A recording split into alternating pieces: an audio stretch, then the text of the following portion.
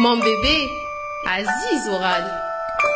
دكتور عبيدة، صباح النور. صباح الخير، مرحبا بك نادية، مرحبا باللي يسمعوا فينا الكل على أحلى إذاعة على الاتجاه. إن شاء الله بداية أسبوع ممطرة وطيبة للناس اللي يسمعوا فينا الكل. شكرا لك دكتور عبيدة. دونك كل نهار اثنين موضوع جديد، موضوع يهم الصغيرات نتاعنا.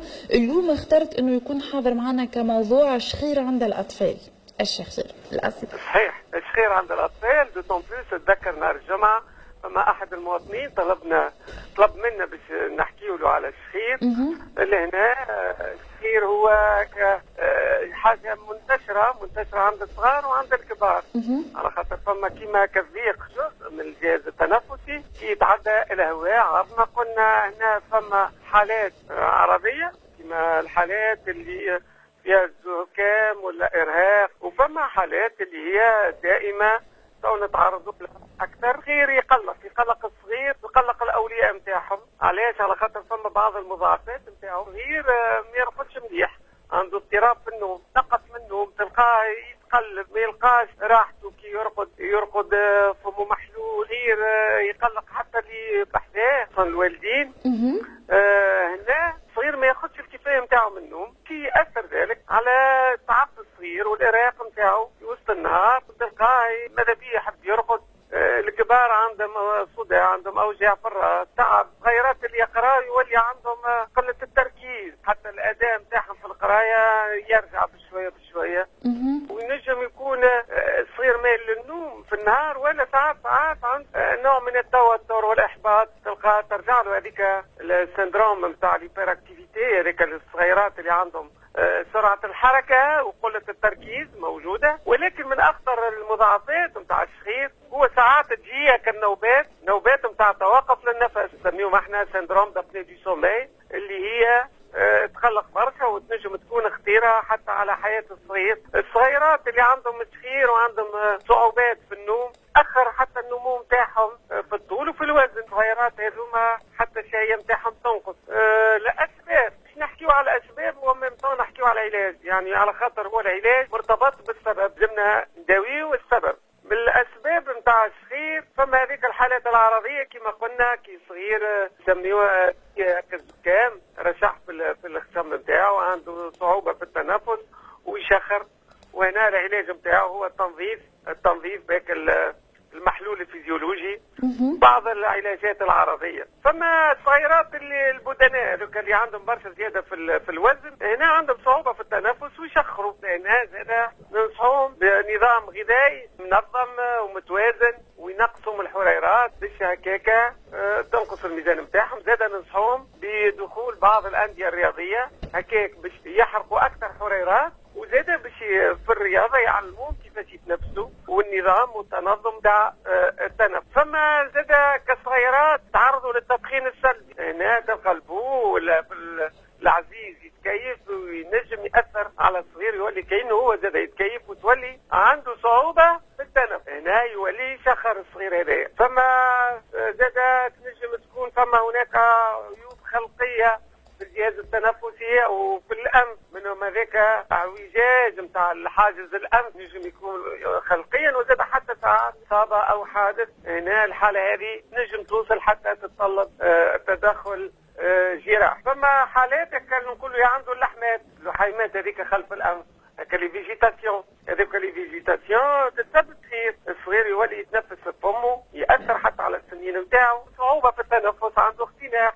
هنا في حالات اللي فما مضاعفات وخصوصا التأثير على النوم والأكل وحتى النطق ولا زاد نقص في الأكسجين، هنا ننصحهم باستئصال اللحيمات، يعني نحيوها جراحيا والصغير يتفرج بقدرة الله. فما حالات التهاب الجيوب الأنفية لسينيزيت، صحيح هي نجم تبدأ في 3 سنين عند الصغيرات، خصوصا التهاب الجيوب الغرباليه اللي ذات مويديت هذيك موجوده، تسبب في الشخير وصعوبه التنفس، ولكن تنجم تاثر حتى على العينين على خاطر موجودين قرب العينين. فما الالتهابات نتاع الجيوب الوجهيه نشوفوها عند الصغيرات اللي فوق 6 سنين. هنا طعام هي التهابات جرثومية تؤدي إلى جيع في الرأس، صداع، وبعض إفرازات، وزاد شخير وصعوبة في التنفس. في حالات التهابات الجيوب الأنفية هنا نعطيو مضادات علاج مضادات للاحتقان، ونعطيو زاد أدوية مضادات حيوية.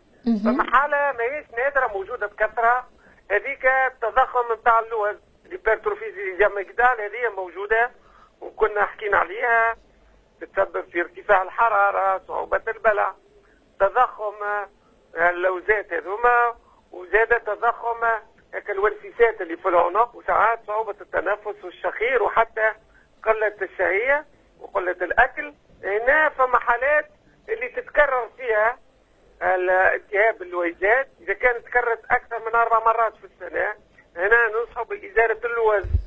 زاد نحاولوا نحيوها إذا كان لا سمح الله وصلنا لبعض المضاعفات كنا حكينا عليها، كما الحمى الروماتيزمية وإصابة المفاصل الكبيرة، وإلا حتى التهابات بصمامات القلب، وتنجم تصير زاد حالات كما التهاب الكلى الحاد، وإلا التهاب الأذن الوسطى المتكرر. في الحالات هذه الكل نحاولوا نحيوها كاللحمات، والصغير بقدرة الله يولي يمرض أقل وتتحسن الحالة نتاعو. الحساسية، حساسية الأنف زاد موجودة بكثرة، تلقى الصغيرات هذوك ديما يحكوا في خصمهم، عندهم إفرازات أنفية بكثرة، في طعامنا ماهيش مقيحة، هنا ساعات عنده انسداد في الأنف ويشخر وصعوبة في النوم. ساعات مع حساسية الأنف نلقاو حساسية الجلدة، ولا حساسية متاع الصدر. هنا فما كما قلنا نجم تصير التهابات الجيوب الأنفية، ولا حتى التهابات الأذن الوسطى. هنا الحساسية نشوفوها عند الصغيرات الكل، تلقى حالات موجودة في العالم، وهنا فما ربما حاجات وراثية. نفس الشيء لازمنا نلوجوا على المؤرقات اللي تسبب في الحساسية هذه، بتكون كندال، غبرة، الصوف، ولا حتى بعض الأغذية، وإلا كالفروة متاع بعض الحيوانات كما القطط أو الكلاب. هنا بإزالة المؤرج وبعض الأدوية ضد الحساسية، سواء عن طريق محاليل وإلا عن طريق بخاخات، هذوك الطشاشات، الأمور إن شاء الله تتحسن. هذه هي بعض الأسباب متاع الشخير، فما أسباب أخرى ولكن هذه هي أبرزها. لهنا نحاولوا نتفقدوا الصغير ونعالجوه على الأول قبل المضاعفات، وإن شاء الله صغيراتنا ديما لاباس. مون بيبي عزيز وغالي.